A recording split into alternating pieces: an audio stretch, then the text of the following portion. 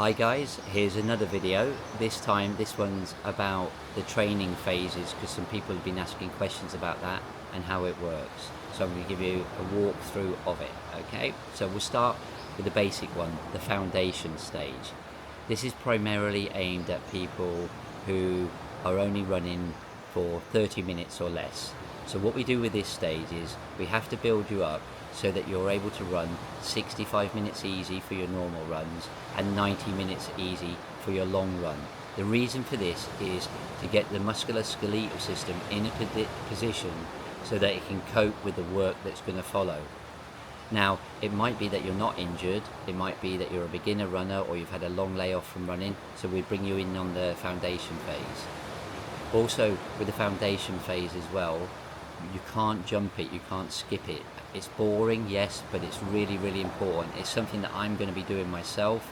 I'm not even at that stage yet. I can't even run 30 minutes, but once I can, I have to go through the foundation phase as well. It's very important because it reduces the risk of you getting injured in the future. Okay, it will last about 6 or 7 weeks, unless you have any hiccups, you might get sick or something like that, and then we have to adjust things. Also, if you're coming off the back of an ultra race or a marathon that's taken a lot out of you, you might go onto what I call an accelerated foundation phase, which means we get you back in a little bit quicker to the 65s and 90s. Okay, the next phase is the pre-superbase. This is generally designed for runners who are, I suppose, slower than 140 for a half marathon. And the idea behind this phase is to get the glutes working more, because generally these type of runners are going to be hip flexor dominant. So this is more often than not, this is a 7-week block if everything goes well.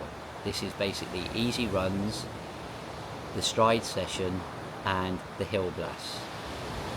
Now, I've spoken to you individually if you're going on this phase about what's involved in the hill blasts and what's involved in the aerobic strides, but the key thing here is this is what's going to rewire your central nervous system and get you back running properly like when you're a kid in the playground, as opposed to having that shuffly stride. It's about getting you running properly.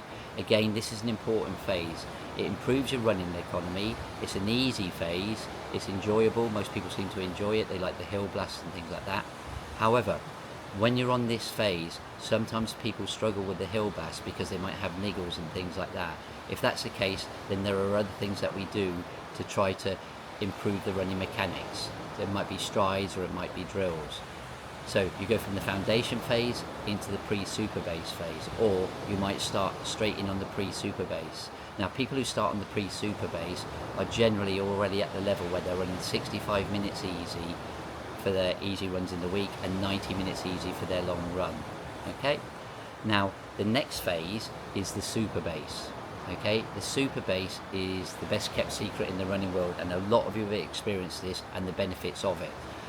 More often than not, people in the superbase, once they start it, they will increase their endurance spine runs by anything around up to about 30 to 40 seconds per mile, or roughly around 20 to 25 seconds per kilometre. The superbase generally, as an outline, takes about 14 weeks. Now, whilst there's an outline, more often than not, the superbase has to be tweaked around life, stress, work, family, those sorts of things. Also, if you get sick, we have to play around with it as well. So say if you're off for a week, we can normally come back in and repeat the previous week. But if you're off for 2 or 3 weeks, we might need to step back a little bit, have an easy week, and then work out where we jump back in again. Okay? But the superbase, generally speaking, is the best time to race when you finish it, a 10k or a half marathon. 95% of the people that I've coached over the years since I've introduced the superbase will run a substantial 10k or half marathon PB. Now, not everybody does. It's not a guarantee because lots of other factors are in there: sleep, nutrition, work, the course, the weather conditions and things like that. But more often than not, you'll run a substantial PB. Or if you're coming back into fitness after a long layoff, you'll be back to where you were at your top fitness, and then we push on from there. The next phase is the bridge phase. Now, the bridge phase is, I suppose, it's different to the pre-superbase and the superbase in that there's no outline plan for it. You can be on the bridge phase for 1 week or a year. or 6 months. So for example, when I get to the bridge phase myself, I'm probably going to be on it for about 6 months. Now the bridge phase, what it is workouts ranging from 5k, 5 mile, 10k, 10 mile and half marathon. Quite often there'll be a range of paces within a workout. So in one workout you might get something, for example, like 10, 8, 6, 4, 2. That's a cut down. 10 minutes, 8 minutes, 6 minutes, 4 minutes, 2 minutes off a 2-minute recovery, with the paces starting off around half marathon pace or effort, working down to 5k pace or 5k effort. And the idea behind the bridge phase is to push you on after the super base. And this is really pushes the half marathon and 10k fitness forward in preparation for the marathon or the specific event that you're training for. It might be that you're not doing a marathon, you might be training for a half marathon or a 10k, in which case the focus, say for a 10k, would be on even 3k efforts, 5k efforts, 5 mile, 10k and 10 mile, with the endurance spine runs on the weekend and structural runs on the weekend. This is done by a week to week basis. So what I do is I look at your previous week on the Saturday or Sunday when I'm doing the training, see how a session's gone and pop in a session that I think is appropriate. Sometimes I might do that in 2-week blocks if somebody's progressing quite well and everything's going okay. But this ranges from anything, you know, from like a week up until your specific training, whether that's 5k, 10k, 10 mile, half marathon, marathon, whatever your goal race is. In the bridge training, the recoveries tend to be a lot shorter and the efforts are mixed up. They're not quite as simple as the super base ones, where it tends to be blocks like 10 times 3, 10 times 4, 15 times 2, 20 times 1. Although some of those sessions are in bridge training, but they tend to be mixed up a little bit more as well with shorter recoveries. And then when we get to marathon training, which is the key thing, there is an outline, though I have a couple of outlines for marathon training. I think there are about 5 different outlines based on experience and level, and also what the goals are, but they're pretty similar. And the reason for that is, at the end of the day, if you're doing a marathon, you've got to run 26 miles at marathon pace. It doesn't matter whether that's going to be 4 hours, 3:30, 3, 2:15 or whatever, you've still got to cover the distance. So we have to prepare you for that. And just to clarify, the marathon block is not 20 weeks, it's not 16 weeks, it's not 12 weeks, it's 11 weeks, okay? I've done different blocks over the years and 11 weeks works perfectly fine. Now, sometimes I'll give you a shorter block, maybe even an 8-week block, and they work as well. In the past I've used generally I would use 8-week blocks, but now what I'm doing is using 11-week blocks, and the reason for that is to give some room in case you get sick or you pick up a niggle and things, so the whole thing doesn't go P-tong. And with the marathon block as well, whilst it is an outline and certain sessions are sort of not formulated but laid out, 9 times out of 10 they change. So for example, if you get to the stage where you have to do 16 miles at 10 seconds slower than marathon pace per mile, or 6 seconds per kilometre slower than marathon pace, then, and you don't do it for some reason, say it's a humid day or you've had to skip it or you've been sick, then we have to adjust and change the plans. So it's flexible, and there are ways that we can work them through and get through the marathon block as well. In terms of blending different blocks together, so it might be that somebody has a marathon, let's say in 4 months time, and they're on the super base. So what we will do is we'll discuss whether, what we'll probably do in that situation, for example, is we'll start you off on the super base, and then when the marathon block starts 11 weeks out, we'll transition the weekend run from the endurance spines, they're the 40, 50, 60s, into marathon specific training for the long run. We will then make a decision whether we think it's better to keep you on the super base for the midweek session or to move you on to marathon specific training. So there could be a blend there. The same with the pre-super base. Some people start on the pre-super base and they might have a marathon booked in 3 weeks, not in 3 weeks, but say like in 3 months time or something like that. So what we would do there is we would start you on the pre-super base and probably keep you on the pre-super base in terms of the stride session in the hill blast.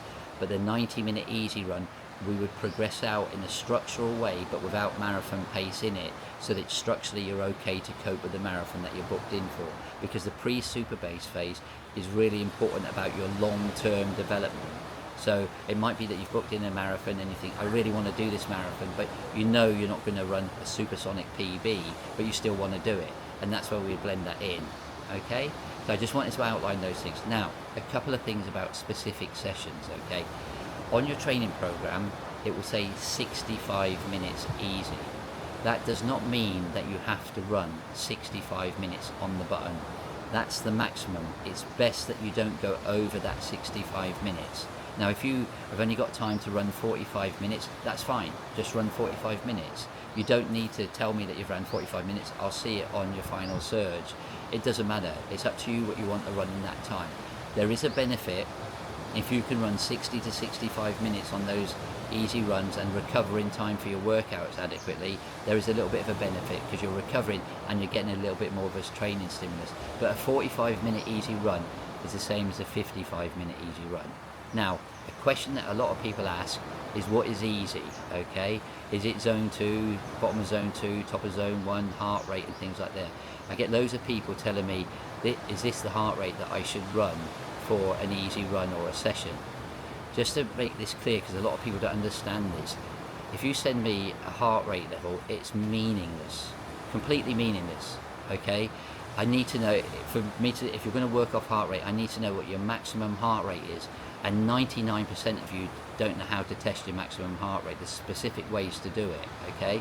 And more often than not, if you're using heart rate, you'll plateau, because your maximum heart rate will generally be higher than what you think it is, because you wouldn't have done the proper test for it. And to do the proper test for a maximum heart rate is difficult once you get to 35 and older, because there's certain things that limit you getting you to your maximum heart rate in terms of your musculoskeletal system. So that's one of the problems with heart rate and using it for training. And over the years, people that use heart rate, I've noticed that they plateau an awful lot. Yes, with training you might find that your easy runs, your heart rate's coming down at the same pace, or at the same heart rate, your easy pace might pick up and things. That's all fine and dandy. But an easy run means that you can run with your friends and talk. It's that simple. It's not complicated. You don't need to be in any zone. You don't need any wattage. You don't need any heart rate. If you can run and talk and have a conversation, then that's an easy run. Also, with an easy run, what should happen is when you finish the easy run, you should feel better than when you started the easy run. So it might be like when I used to run seriously, I might start my easy runs off at 8 minutes 10 per mile, and then finish them off at 7:50, but the effort was exactly the same. I felt a lot more comfortable, but the effort wasn't any harder. Or it might be that it started at 8:10 miling and stayed at 8:10 miling all the way through, but then at the end I felt a lot better. If you're finishing an easy run and you're not feeling better at the end of it, it means that you're not recovering properly. So what do you do there? A couple of things. Slow it down. It's that simple. Just slow the easy run down. No problem at all. And for you that think, oh, am I running too slow in that? I used to run with Wilson Kipsang on his easy runs, and he would run at 8:30 miling. So put some context on that. This is a guy who was running 2:3 for a marathon. His easy runs were at 8:30 per mile. Okay, so if you're running at 8:30 or 9-minute miling and you're thinking it's too slow, it's not, it's fine, okay? Now, another thing is as well, after a workout, you're gonna feel tired.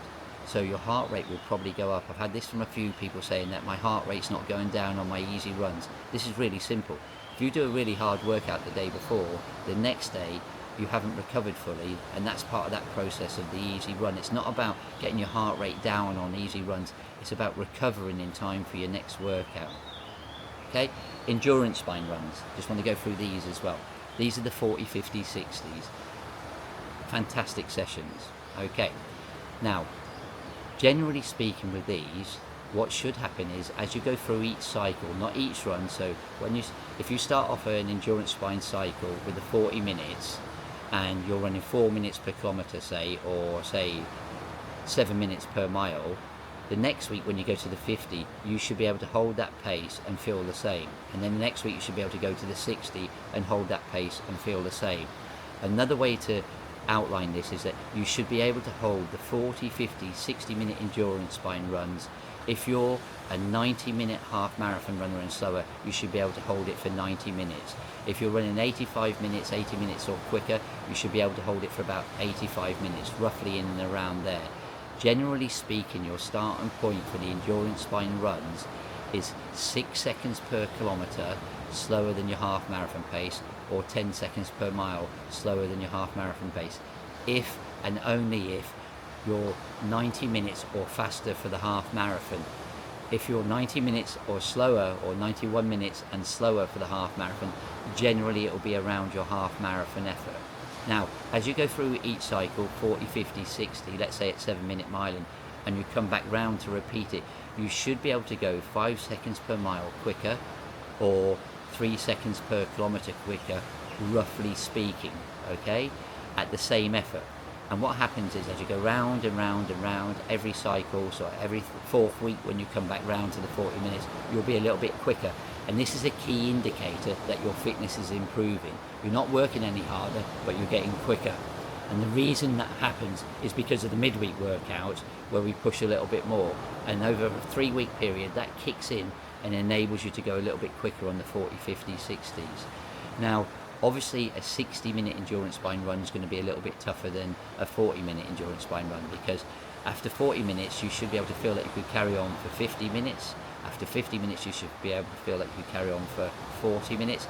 After 60 minutes you should be able to carry on for another 30 minutes. So you'll probably find in the 60-minute endurance spine runs that you're working a little bit harder in the last 10 minutes or so, and that's okay as long as you're not racing them, okay?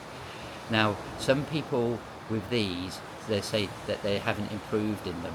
Now, that can be for a number of reasons. It could be the course you're running on. It could be that you're on a treadmill that's not calibrated properly. It could be the weather conditions. It could be hot, it could be humid, it could be cold, it could be windy. These are factors that you have to account for, and that's why the 90-minute rule in inverted commas is important rather than the pace. It's better to be a little bit conservative with these rather than a little bit aggressive, okay? The main thing that you want from all of your training is B-type workouts. You shouldn't be on your hands and knees after any workout. You shouldn't be flat out or exhausted. You should always feel that you can do more. So like in the endurance spine runs, you should be able to carry on to roughly about 90 minutes. With the midweek workouts, you should feel that you could do 1 or 2 more reps. You're not gaining anything by hammering yourself and racing these. What you're doing is you're increasing the risk of you getting injured and then ending up having to fork out a lot of money for a physiotherapist or an osteopath. It's about consistency. Tick the runs off. Let the physiological adaptations happen. Let the fitness come to you. Don't chase the fitness. If you chase the fitness, you're going to end up injured or burnt out and stale. Okay? Regarding the marathon pace sessions, when we get into the marathon blocks, they start off pretty easy. So they're a lot slower than marathon pace, and we progress them out and gradually increase marathon pace. What I've found using this system now is by the time people get to that big baby 4 weeks out, the 18 miles at marathon pace or the 28 Ks at marathon pace, most people will tick it off quite well because we've built our way into it over a number of weeks, and that's off of the back of the previous training that feeds into the marathon training as well.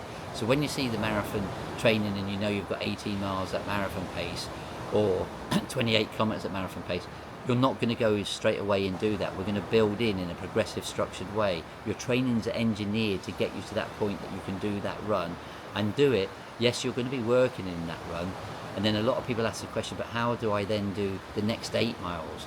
And the reason for this is really simple.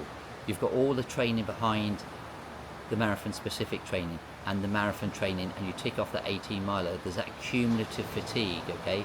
And when you do that 18 miler or 28k marathon run, you have a super compensation week, which is really important. There's no workout the week after in the midweek. That allows you to recover and your body the adaptations kick in, and it pushes your fitness forward.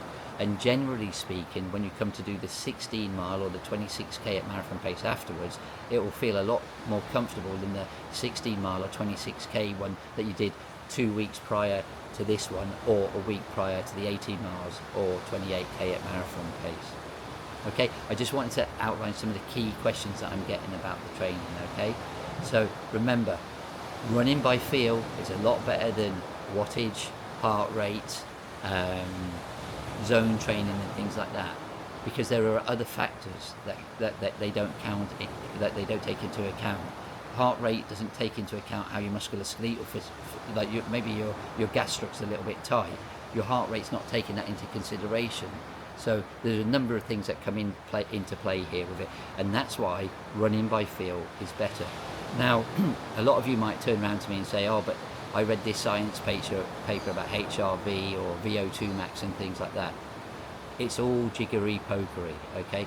Get yourself out to Kenya and go and watch how Kenyans train. There's no heart rate monitors, very few people.